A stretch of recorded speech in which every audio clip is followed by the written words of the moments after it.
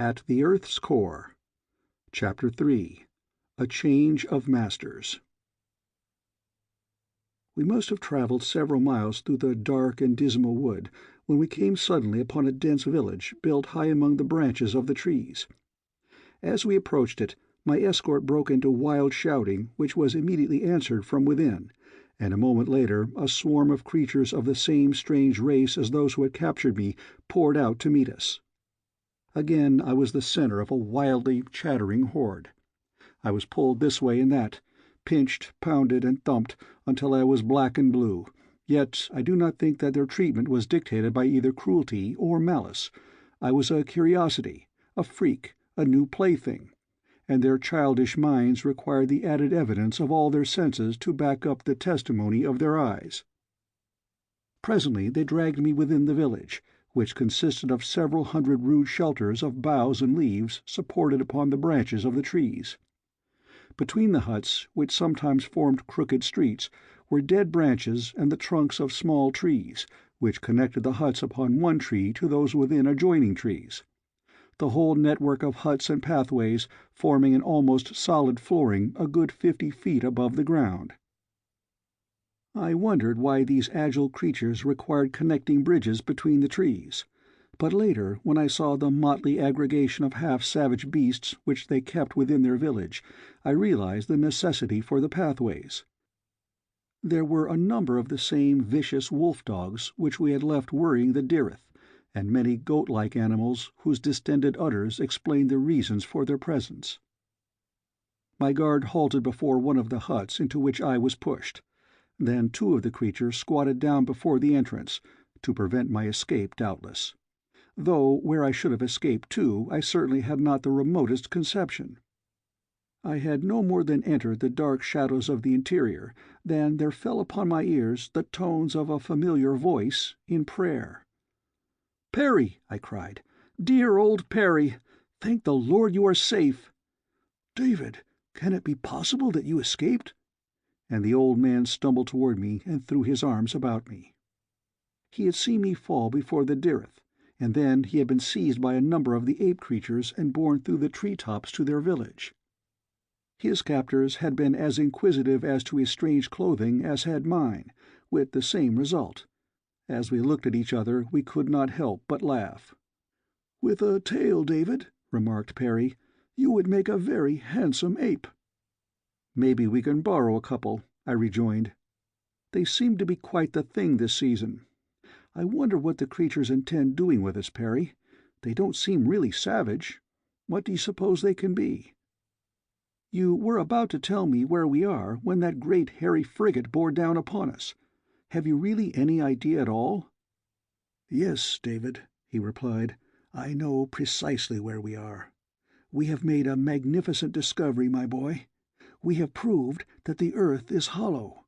We have passed entirely through its crust to the inner world." "Perry, you are mad." "Not at all, David. For 250 miles our prospector bore us through the crust beneath our outer world. At that point it reached the center of gravity of the 500-mile thick crust. Up to that point we had been descending. Direction is, of course, merely relative. Then, at the moment that our seats revolved, the thing that made you believe that we had turned about and were speeding upward, we passed the center of gravity, and though we did not alter the direction of our progress, yet we were in reality moving upward, toward the surface of the inner world. Does not the strange fauna and flora which we have seen convince you that you are not in the world of your birth? And the horizon, could it present the strange aspects which we both noted unless we were indeed standing upon the inside surface of a sphere?" "But the sun, Perry," I urged. "How in the world can the sun shine through 500 miles of solid crust?" "It is not the sun of the outer world that we see here. It is another sun, an entirely different sun, that casts its eternal noonday effulgence upon the face of the inner world. Look at it now, David, if you can see it from the doorway of this hut, and you will see that it is still in the exact center of the heavens. We have been here for many hours, yet it is still noon. And withal it is very simple, David. The earth was once a nebulous mass. It cooled, and as it cooled it shrank. At length a thin crust of solid matter formed upon its outer surface, a sort of shell. But within it was partially molten matter and highly expanded gases. As it continued to cool, what happened? Centrifugal force burrowed the particles of the nebulous center toward the crust as rapidly as they approached a solid state. You have seen the same principle practically applied in the modern cream separator. Presently there was only a small superheated core of gaseous matter remaining within a huge vacant interior left by the contraction of the cooling gases. The equal attraction of the solid crust from all directions maintained this luminous core in the exact center of the hollow globe. What remains of it is the sun you saw today, a relatively tiny thing at the exact center of the earth. Equally to every part of this inner world it diffuses its perpetual noonday light and torrid heat. This inner world must have cooled sufficiently to support animal life long ages after life appeared upon the outer crust, but that the same agencies were at work here is evident from the similar forms of both animal and vegetable creation which we have already seen. Take the great beast which attacked us, for example. Unquestionably a counterpart of the megatherium of the post-Pliocene period of the outer crust, whose fossilized skeleton has been found in South America. "But the grotesque inhabitants of this forest," I urged. "Surely they have no counterpart in the earth's history." "Who can tell?" he rejoined. "They may constitute the link between ape and man, all traces of which have been swallowed by the countless convulsions which have racked the outer crust, or they may be merely the result of evolution along slightly different lines. Either is quite possible." Further speculation was interrupted by the appearance of several of our captors before the entrance of the hut. Two of them entered and dragged us forth. The perilous pathways and the surrounding trees were filled with the black ape-men, their females and their young. There was not an ornament, a weapon, or a garment among the lot. "Quite low in the scale of creation," commented Perry. "Quite high enough to play the deuce with us, though," I replied. "What do you suppose they intend doing with us?" We were not long in learning. As on the occasion of our trip to the village, we were seized by a couple of the powerful creatures and whirled away through the tree-tops, while about us and in our wake raced a chattering, jabbering, grinning horde of sleek, black ape-things. Twice my bearers missed their footing, and my heart ceased beating as we plunged toward instant death among the tangled deadwood beneath. But on both occasions those lithe, powerful tails reached out and found sustaining branches, nor did either of the creatures loosen their grasp upon me. In fact, it seemed that the incidents were of no greater moment to them than would be the stubbing of one's toe at a street crossing in the outer world. They but laughed uproariously and sped on with me. For some time they continued through the forest. How long I could not guess, for I was learning, what was later borne very forcibly to my mind, that time ceases to be a factor the moment means for measuring it cease to exist. Our watches were gone, and we were living beneath a stationary sun. Already I was puzzled to compute the period of time which had elapsed since we broke through the crust of the inner world. It might be hours, or it might be days. Who in the world could tell where it was always noon? By the sun no time had elapsed, but my judgment told me that we must have been several hours in this strange world. Presently the forest terminated, and we came out upon a level plain. A short distance before us rose a few low rocky hills. Toward these our captors urged us, and after a short time led us through a narrow pass into a tiny circular valley. Here they got down to work, and we were soon convinced that if we were not to die to make a Roman holiday, we were to die for some other purpose. The attitude of our captors altered immediately as they entered the natural arena within the rocky hills. Their laughter ceased. Grim ferocity marked their bestial faces. Bared fangs menaced us. We were placed in the center of the amphitheater, the 1,000 creatures forming a great ring about us. Then a wolf-dog was brought, Hyenodon Perry called it, and turned loose with us inside the circle. The thing's body was as large as that of a full-grown mastiff, its legs were short and powerful, and its jaws broad and strong. Dark, shaggy hair covered its back and sides, while its breast and belly were quite white. As it slunk toward us, it presented a most formidable aspect with its upcurled lips baring its mighty fangs. Perry was on his knees praying. I stooped and picked up a small stone. At my movement the beast veered off a bit and commenced circling us. Evidently it had been a target for stones before. The ape-things were dancing up and down, urging the brute on with savage cries, until at last, seeing that I did not throw, he charged us. At Andover, and later at Yale, I had pitched on winning ball teams. My speed and control must have been above the ordinary, for I made such a record during my senior year at college that overtures were made to me in behalf of one of the great major league teams. But in the tightest pitch that ever had confronted me in the past, I had never been in such need for control as now. As I wound up for the delivery, I held my nerves and muscles under absolute command, though the grinning jaws were hurtling toward me at terrific speed. And then I let go, with every ounce of my weight and muscle and science in back of that throw. The stone caught the hyaenodon full upon the end of the nose, and sent him bowling over upon his back. At the same instant a chorus of shrieks and howls arose from the circle of spectators, so that for a moment I thought that the upsetting of their champion was the cause. But in this I soon saw that I was mistaken. As I looked, the ape-things broke in all directions toward the surrounding hills, and then I distinguished the real cause of their perturbation. Behind them, streaming through the pass which leads into the valley, came a swarm of hairy men, gorilla-like creatures armed with spears and hatchets, and bearing long oval shields.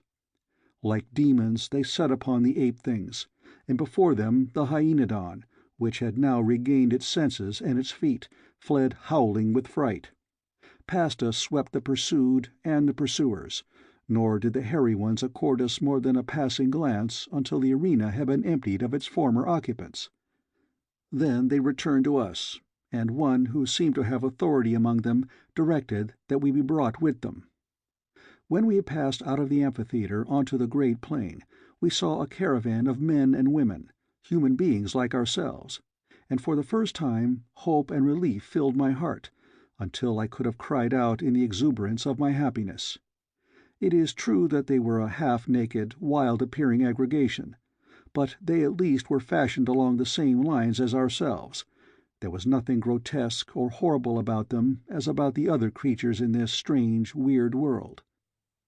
But as we came closer, our hearts sank once more, for we discovered that the poor wretches were chained neck to neck in a long line, and that the gorilla men were their guards. With little ceremony, Perry and I were chained at the end of the line, and without further ado the interrupted march was resumed. Up to this time the excitement had kept us both up, but now the tiresome monotony of the long march across the sun-baked plain brought on all the agonies consequent to a long denied sleep. On and on we stumbled beneath that hateful noonday sun. If we fell, we were prodded with a sharp point. Our companions in chains did not stumble. They strode along proudly erect. Occasionally they would exchange words with one another in a monosyllabic language. They were a noble-appearing race, with well-formed heads and perfect physiques. The men were heavily bearded, tall and muscular. The women, smaller and more gracefully moulded, with great masses of raven hair caught into loose knots upon their heads. The features of both sexes were well proportioned. There was not a face among them that would have been called even plain if judged by earthly standards. They wore no ornaments, but this I later learned was due to the fact that their captors had stripped them of everything of value. As garmenture, the women possessed a single robe of some light-colored, spotted hide, rather similar in appearance to a leopard skin. This they wore either supported entirely about the waist by a leathern thong, so that it hung partially below the knee on one side, or possibly looped gracefully across one shoulder. Their feet were shod with skin sandals. The men wore loincloths of the hide of some shaggy beast, long ends of which depended before and behind nearly to the ground. In some instances these ends were finished with the strong talons of the beast from which the hides had been taken. Our guards, whom I already have described as gorilla-like men, were rather lighter in build than a gorilla, but even so they were indeed mighty creatures. Their arms and legs were proportioned more in conformity with human standards, but their entire bodies were covered with shaggy brown hair, and their faces were quite as brutal as those of the few stuffed specimens of the gorilla which I had seen in the museums at home. Their only redeeming feature lay in the development of the head above and back of the ears. In this respect they were not one whit less human than we. They were clothed in a sort of tunic of light cloth which reached to the knees. Beneath this they wore only a loincloth of the same material, while their feet were shod with thick hide of some mammoth creature of this inner world. Their arms and necks were encircled by many ornaments of metal, silver predominating, and on their tunics were sewn the heads of tiny reptiles in odd and rather artistic designs. They talked among themselves as they marched along on either side of us, but in a language which I perceived differed from that employed by our fellow prisoners. When they addressed the latter, they used what appeared to be a third language, and which I later learned is a mongrel tongue rather analogous to the pidgin English of the Chinese coolie. How far we marched I have no conception, nor has Perry. Both of us were asleep much of the time for hours before a halt was called, then we dropped in our tracks. I say for hours, but how may one measure time where time does not exist? When our march commenced, the sun stood at zenith. When we halted, our shadows still pointed toward nadir. Whether an instant or an eternity of earthly time elapsed, who may say? That march may have occupied 9 years and 11 months of the 10 years that I spent in the inner world, or it may have been accomplished in the fraction of a second. I cannot tell. But this I do know, that since you have told me that 10 years have elapsed since I departed from this earth, I have lost all respect for time. I am commencing to doubt that such a thing exists other than in the weak, finite mind of man. End of Chapter 3.